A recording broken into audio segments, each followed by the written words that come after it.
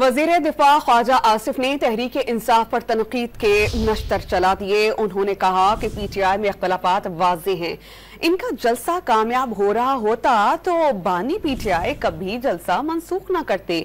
जलसे की मनसूखी में एस्टेब्लिशमेंट का कोई हाथ नहीं। सियालकोट में मीडिया से बातचीत में ख्वाजा आसिफ ने 9 मई वाकयात को बगावत करार दिया और कहा कि बानी पीटीआई और दीगर रहनुमा कहते रहे कि 9 मई वाकया उन्होंने नहीं किया। ये सबसे बड़ा झूठ है। वीडियोस मौजूद हैं। हजारों नहीं लाखों लोगों ने 9 मई का वाकया देखा।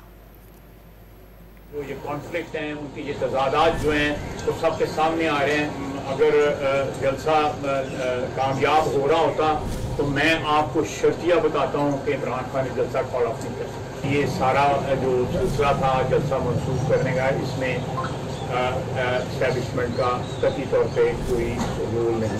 वो ये बार बार कह रहे हैं कि 9 मई जो है वो हमने नहीं की थी, किसी और ने की। इससे बड़ी दरोगोई, इससे बड़ा झूठ जो है कोई नहीं हो सकता कि हजारों ने, करोड़ों आंखों ने वो सारा कुछ देखा 9 मई जो है, और ये कहते हैं हम तो थे ही नहीं वहां पे।